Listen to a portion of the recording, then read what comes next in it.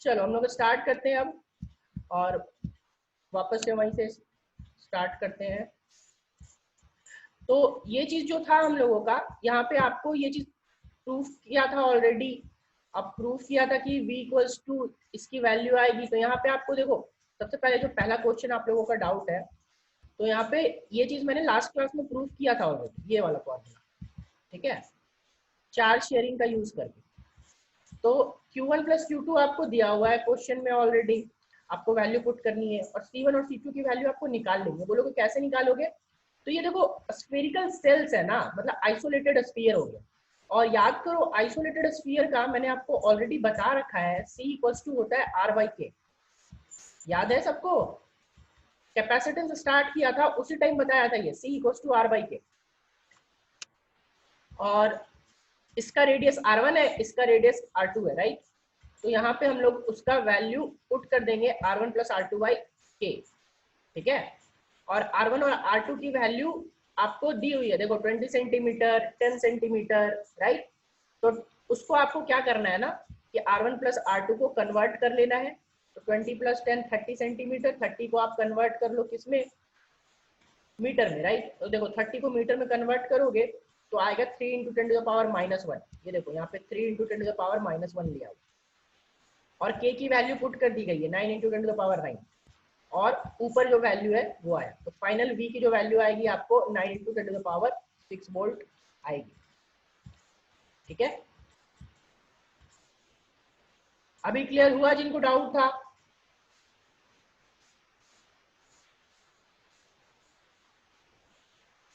Question 1 clear हुआ सबको?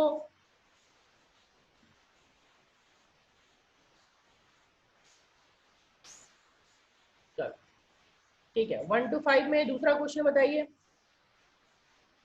1 to 5 में और किसी को कोई डाउट, दूसरा क्वेश्चन? 1 to 5 में और किसी को डाउट है तो बताइए।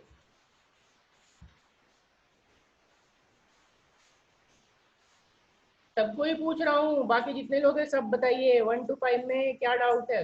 कोई डाउट नहीं, किसी को नहीं? चलो अच्छी बात है, नहीं है तो चलिए 6 to 10 बताइए।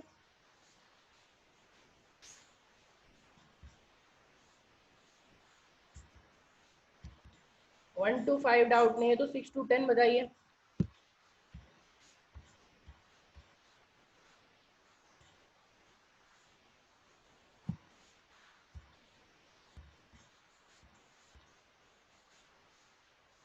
Six to ten, any doubt किसी को भी? ओके, क्वेश्चन नंबर 6, चलिए ठीक है, 6, ठीक है। और बाकी लोग?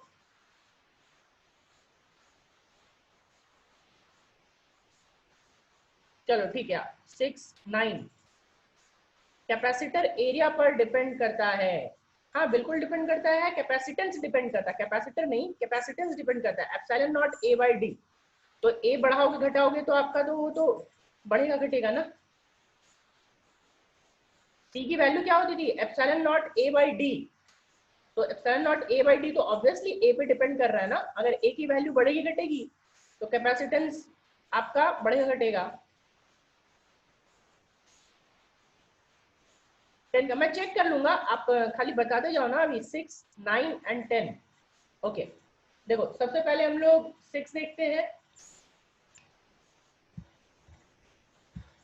सबसे पहले 6 पे आते हैं। देखो क्या बोल रहा है 6 में, जो क्वेश्चन है वो ये है कि graph of V versus Q is shown in figure. Okay, what does the area under triangle OAB represent? Okay, चलो आ जाओ देखते हैं थोड़ा सा।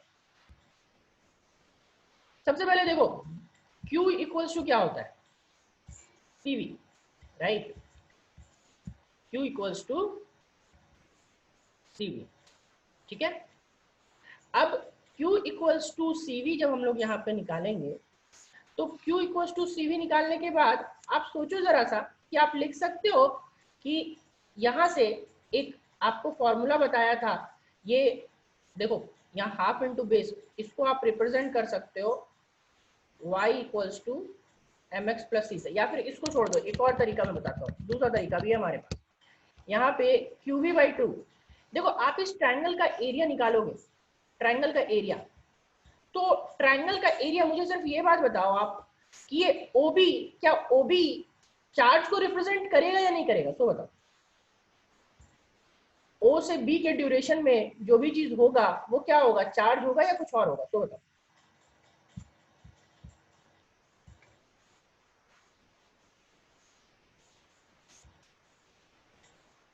OB आपका चार्ज ही होगा, ठीक है। अब आप लोग बता सकते हो कि मैं यहाँ पे क्या कर रहा हूँ, ये जी देखो, ये देखो यहां से इसको पैरेलली ये ड्रॉ कर रहा हूँ, दिस वन। अब इसको यहाँ पे M बता लो। अब यहाँ पे आप लिख सकते हो ना कि OM equals to AB। Now OM is equals to what, AB, right. और OM आप क्या, OM वोल्टेज ही ना रिप्रेजेंट करेगा, OM क्या रिप्रेजेंट करेगा, voltage, right. OM will represent voltage. Now अब आते हैं एरिया पे।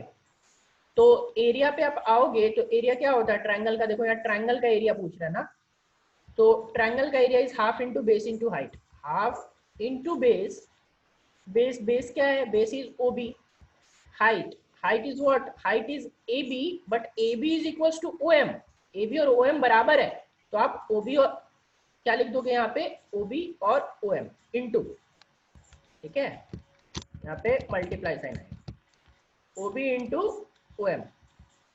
नाउ देखो OB को आप बोले चार्ज और OM को बोले आप वोल्टेज, राइट। तो यहाँ पे हो जाएगा चार्ज इंटू VQV/2। अब बताओ QV/2 क्या होता था, याद करो, QV/2 क्या होता था, फॉर्मूला बताया था,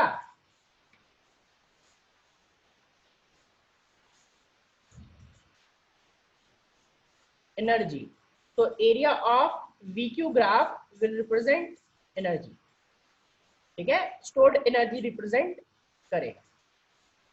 चलिए नेक्स्ट आते हैं क्वेश्चन नंबर, नेक्स्ट आते हैं क्वेश्चन नंबर 9 पे, राइट। 9 पे आएंगे और उस पे देखते हैं कि क्या होगा।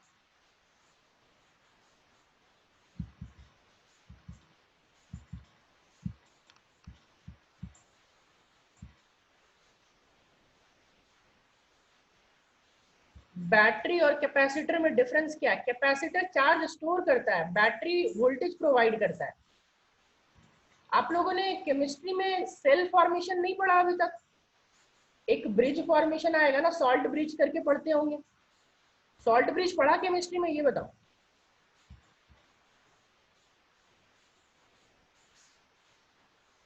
सॉल्ट ब्रिज पढ़ा होगा केमिस्ट्री में बाबू। बैटरी चार्ज स्टोर नहीं करता है, बैटरी चार्ज स्टोर नहीं करता है, चार्ज स्टोर करने का काम कैपेसिटर का है, बैटरी का काम है चार्ज, आपका बैटरी जो करता है ना वो वोल्टेज पोटेंशियल डिफरेंस क्रिएट करता है, बैटरी का काम है पोटेंशियल डिफरेंस क्रिएट करना। अरे बिल्कुल पढ़ा होगा सॉल्ट ब्रिज, कैसे नहीं पढ़ा होगा, 11th में है, सर ने बताया होगा, आप लोगों को याद नहीं है वो अलग बात है, सॉल्ट ब्रिज है बाबू। सेल पढ़ा, गैल्वेनिक सेल या कुछ सेल पढ़ा,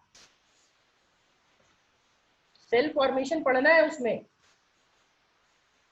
चलो सेल फॉर्मेशन ऐसे मैं भी बताऊंगा, सेल फॉर्मेशन जो है ना वो बैटरी क्या होता है, बैटरी को कैसे हम लोग डिस्क्राइब करते हैं वो मैं भी बताऊंगा, लेकिन चैप्टर नंबर 3 में, चैप्टर नंबर 3 में पढ़ना है, तो इसलिए उसके लिए टेंशन मत लीजिए, ठीक है। चैप्टर नंबर 3 में मैं खुद बताऊंगा बैटरी के बारे में। अभी फिलहाल आप ये ध्यान रखो कि कैपेसिटर का काम चार्ज स्टोर करना होता है और बैटरी का काम चार्ज स्टोर करना नहीं, बैटरी का काम होता है आपका पोटेंशियल डिफरेंस क्रिएट करना, ठीक है। चलो क्वेश्चन नंबर 9 पे आते हैं। A thin spherical conducting cell of radius r has a charge q. Another q is placed at the center of the cell. The electrostatic potential at point p, a distance r by 2 from the center of the cell is. बहुत आसान सा question है। देखो क्या बोल रहा है, सबसे पहले आप इसका जब भी कुछ ऐसा क्वेश्चन आए तो आपको क्या करना चाहिए ना, फिगर बनाना शुरू करना चाहिए। देखो ये फिगर बनाओगे और फिगर बनाने पे जो भी पढ़े थे उल्टा उल्टा पढ़े होंगे शिवेंद्र, हम लोग डिस्कशन कर लेंगे, ठीक है। अभी हम लोग असाइनमेंट डिस्कशन कर रहे हैं, उन टॉपिक्स पे डिस्कशन नहीं करेंगे।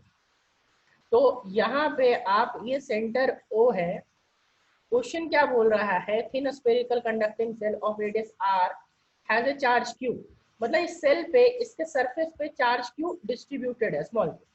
Another charge Q is placed at the centre of the shell. देखो यहाँ पे आप जब देखोगे तो यहाँ पे सेंटर ऑफ द सेल पे क्या पुट करेगा, क्यू पुट कर देगा। Electrostatic potential at a point P और distance r by 2 from the centre of the cell, मतलब यहाँ पे कहीं पे ये टोटल जो है, ये देखो ये पॉइंट आपका p है, राइट, और p है, और p का डिस्टेंस जो सेंटर से है वो r by 2 है, राइट, r by 2, और ये डिस्टेंस जो है ये टोटल r है, ठीक है।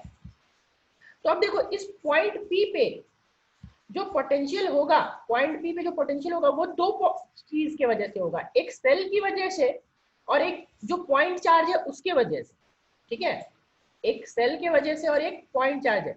अब याद करो जब इलेक्ट्रोस्टैटिक्स ऑफ कंडक्टर बताया था, इलेक्ट्रोस्टैटिक्स ऑफ कंडक्टर एक टॉपिक बताया था, वहां पे मैंने पोटेंशियल बताया था कि पोटेंशियल जितना सरफेस पे होता है उतना ही सरफेस के अंदर होता है। अगर हमारे पास कोई स्फेरिकल सेल रहेगा या कंडक्टर रहेगा तो स्फेरिकल कंडक्टर के सरफेस पे जितना पोटेंशियल उतना ही पोटेंशियल उसके अंदर, और वो कितना होता है आप लोगों को याद है, बताएंगे आप लोग क्या वैल्यू होती है उसकी?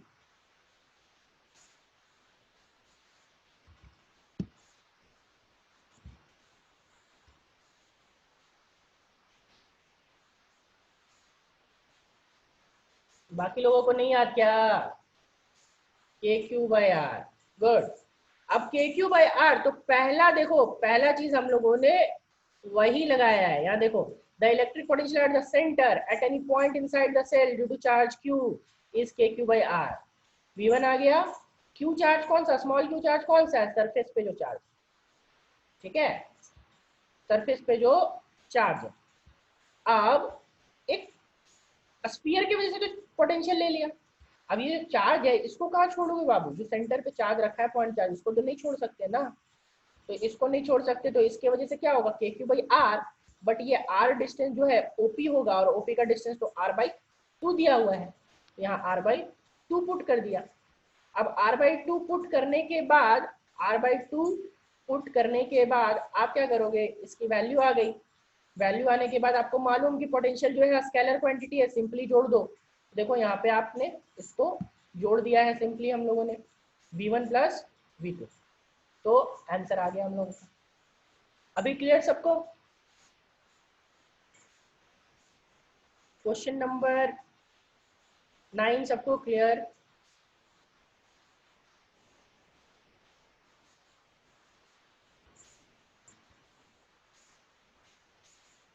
चलो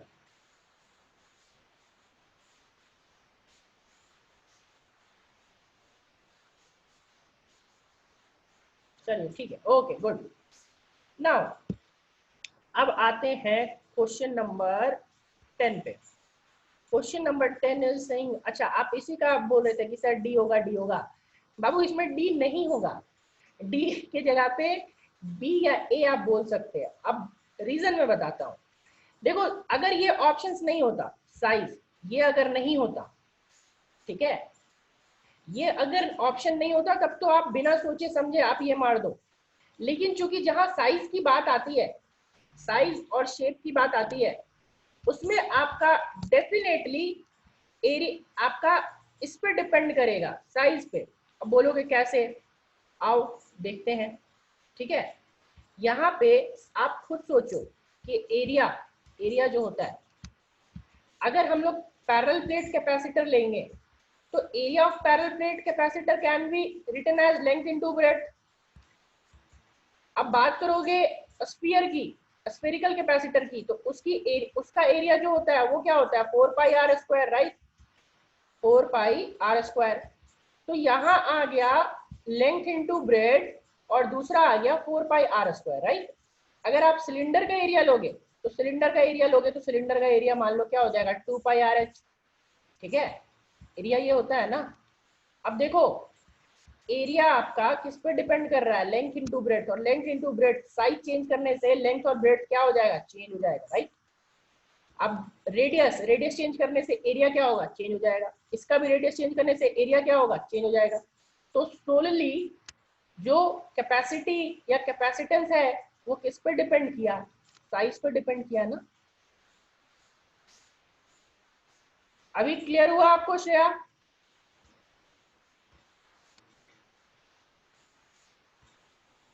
चलो ठीक है। और दूसरा तरीका हमारे पास ये है, दूसरा तरीका हमारे पास है कि आप इसको एरिया से इंडिपेंडेंट कर दो। कैसे एरिया से इंडिपेंडेंट कर दोगे, डी से नीचे मल्टीप्लाई करो, डी से ऊपर मल्टीप्लाई करो, तो ऊपर वाला वॉल्यूम हो जाएगा, क्योंकि एरिया इंटू डिस्टेंस क्या होता है, वॉल्यूम होता है, राइट। तो यहाँ पे डिस्टेंस पे आपका किस पे, वॉल्यूम पे डिपेंड कर रहा है, और वॉल्यूम जो होता है वो डिपेंड करता है किस पे, साइज पे। साइज जितना बड़ा होगा वॉल्यूम उतना ज्यादा होगा। तो आपका ये दूसरा मेथड, और बाकी ये एक मेथड तो मैंने यहाँ बताया। एरिया पे कैसे करेगा, अरे अभी तो बताया कि अगर ये साइज ऑप्शन नहीं देता, साइज और शेप ऑप्शन यहाँ नहीं होता, तो चुपचाप कुछ नहीं करना होता, एरिया पे मार देते। अगर कुछ और ऑप्शन यहाँ पे होता तो, बट यहाँ एरिया जो है वो खुद साइज पे डिपेंड कर रहा है, तो आप सोलली एरिया कैसे बोल सकते हो, तो वो साइज हो जाएगा ना। अगर ये दोनों ऑप्शन हमारे पास नहीं होते तब हम लोग एरिया मार सकते थे, लेकिन एरिया के बाद एरिया जो है वो खुद साइज पे डिपेंड कर रहा है, तो एरिया कैसे मारोगे आप। क्या अभी क्लियर हुआ?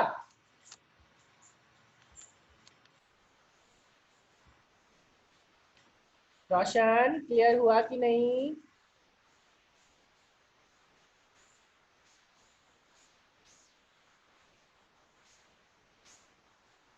ये चीज ध्यान रखिएगा कि एरिया ऑलरेडी शेप और साइज पे डिपेंड करता है। जहां शेप और साइज नहीं रहेगा वहां हम लोग चुपचाप एरिया मार देंगे, लेकिन जहां शेप साइज रहेगा तो वहां साइज की बात करेंगे, ठीक है, क्योंकि एरिया खुद साइज पे डिपेंड कर रहा है। चलो अब बताओ question number 11 to 15, question number 11 to 15।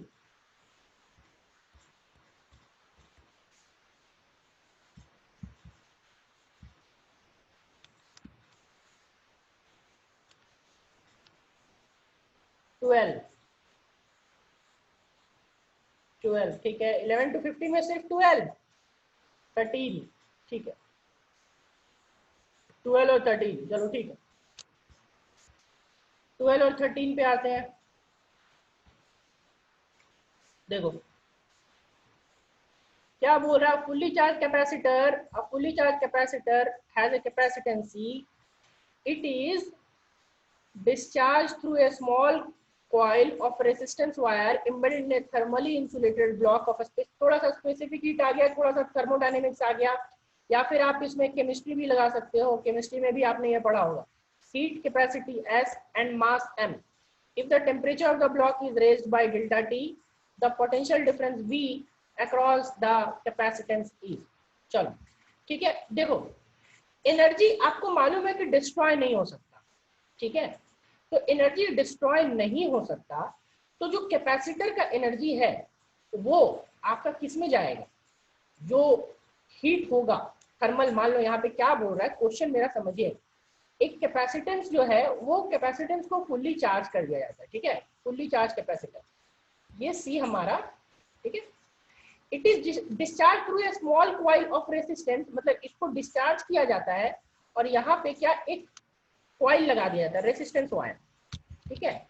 तो रेसिस्टेंस वायर इसका लगा दिया जाता है ऐसा, ये रेसिस्टेंस लगा दिया जाता है। अब क्या बोल रहा है कि रेसिस्टेंस में H हीट प्रोड्यूस होता है, हीट कितना प्रोड्यूस होता है, H। तो जो हीट प्रोड्यूस होता है तो पूछ रहा है कि कैपेसिटेंस पोटेंशियल डिफरेंस जो इसके अक्रॉस क्रिएट हुआ, पोटेंशियल V, जो V था वो कितना रहा होगा, ठीक है। तो आपको मालूम होना चाहिए कि जो टोटल इसका एनर्जी है, कैपेसिटेंस का टोटल जो इलेक्ट्रिक एनर्जी है वही हीट एनर्जी के फॉर्म में कन्वर्ट होता है रेजिस्टेंस का। आपको ऑलरेडी मालूम है law of conservation of energy, कि energy stored in the capacitor is converted into heat energy of block या फिर रेसिस्टेंस ऑफ वायर, या जो भी बोलो, ठीक है। अब आपको याद होना चाहिए, या ऐसे तो थर्मो में मैंने थोड़ा सा पार्ट इसमें नहीं पढ़ाया, बट सर ने भी पढ़ाया होगा कि जो आपका हीट किसी भी ब्लॉक को रेज करने, टेम्परेचर रेज करने के लिए आपका जो हीट प्रोड्यूस होता है उसमें लैटेंट हीट पढ़े होंगे आप लोग। लैटेंट हीट कैपेसिटी क्या होता है? ms delta T. ये कितने लोगों को याद है ये बताओ? ms delta T, mc delta T याद है कि नहीं याद है? केमिस्ट्री में बताया होगा सर ने कि अगर 1 मोल के लिए आएगा तो अलग आएगा, 1 केजी के लिए आएगा तो अलग आएगा। ms डेल्टा टी किसके लिए होता था और mc डेल्टा टी किसके लिए होता था? तो यहाँ पे ms डेल्टा टी आपका हीट एनर्जी प्रोड्यूस हुआ, ठीक है। और यही हीट एनर्जी किसके एनर्जी के बराबर? कैपेसिटर के एनर्जी के बराबर। कैपेसिटर का एनर्जी कितना होता है? Half CV square, right. तो half CV square equals to mc delta T. देखो यहाँ पे ऑलरेडी किया हुआ है कि half CV square equals to ms delta T. तो v square equals to 2ms delta T by c and v equals to ms delta T by c। अभी clear?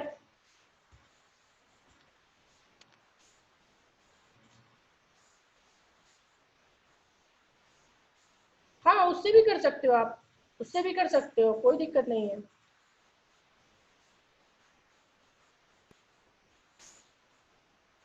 अभी क्लियर हो गया सबको? कुछ नहीं हुआ है। तो कैपेसिटर का टोटल एनर्जी को हीट एनर्जी में कन्वर्ट कर दिया, heat energy ms delta T, ठीक है।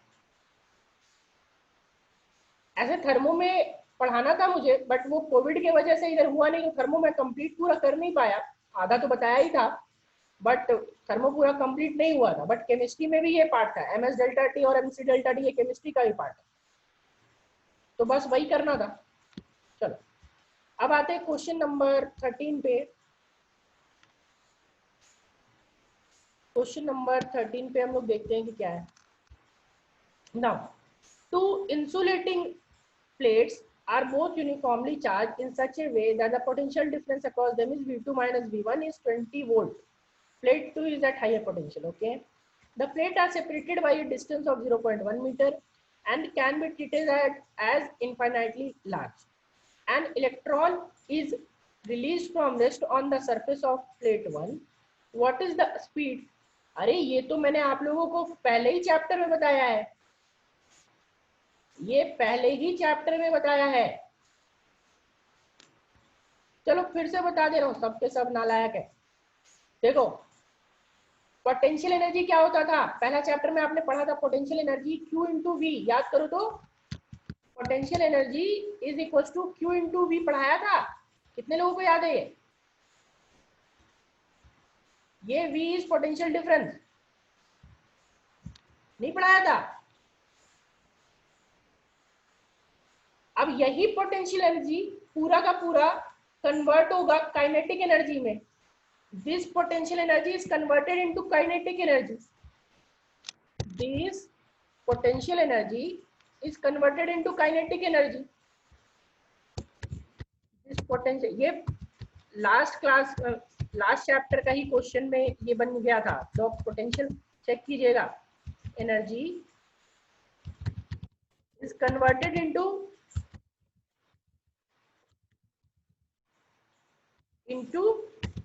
काइनेटिक एनर्जी, ठीक है।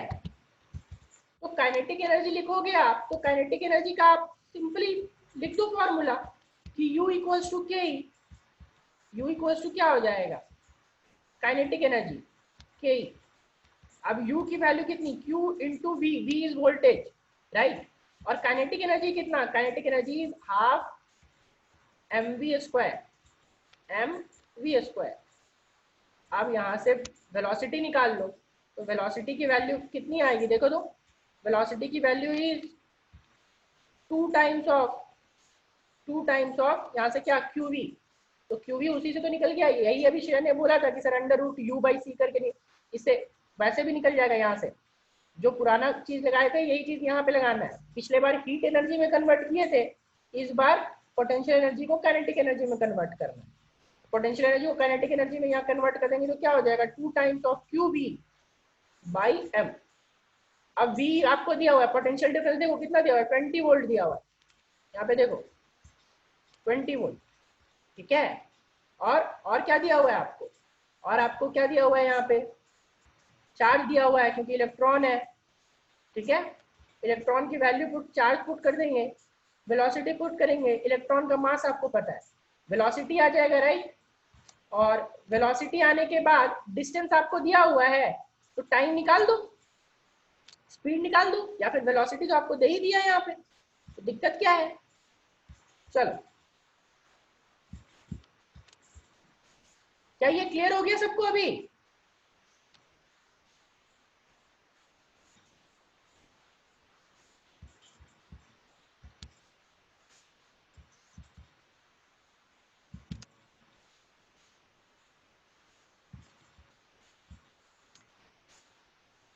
चलिए 15 तक में बताइए, और कोई दिक्कत है क्या।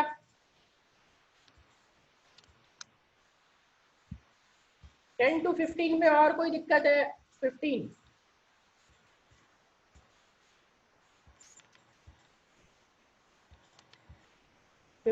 चलिए ठीक है 15 पे आते हैं, देखते हैं क्या है। The combined capacitance of arrangement so in figure given below in microfarad. अरे 15 में क्या है, सबसे आसान चीज है यार ये। 6 और 3 का कितना होता है सीरीज में, 2 होता है, 2 और 2 का कितना हो जाएगा, 4 हो जाएगा। कौन बोला जी 16 नंबर का क्वेश्चन। बंटी उज्जवल पकड़ करके इतना पीटेंगे ना आप लोगों को, हाँ खाली बोल दीजिए सर 15। अरे ये 6 और 3 किस में है, 6 और 3 बाबू सीरीज में है। सीरीज का क्या होता है C1 C2 by C1 plus C2, तो C1 C2 by C1 plus C2 यानी 6×18/9 यानी 2। देखो 6×18, नीचे वाले का क्या हो जाएगा 18/9 बराबर 2 माइक्रोफेराड, और 2 और 2 पैरेलल में, तो 2 और 2 पैरेलल में तो जोड़ देते हैं ना, 2 आया, फाइनल सी क्या हो जाएगा 2 + 2 यानी कि 4। इसमें दिक्कत क्या था।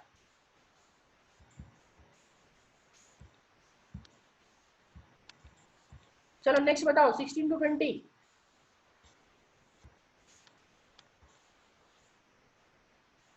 16 to 20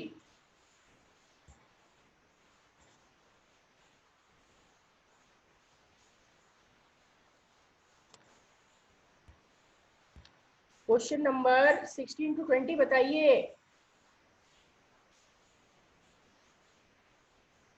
19 16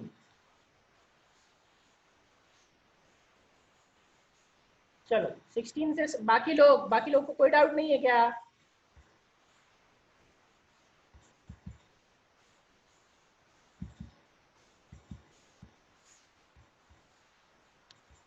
सिक्सटीन 19 16 19 ठीक है, चलिए 16 हम लोग डील करते हैं।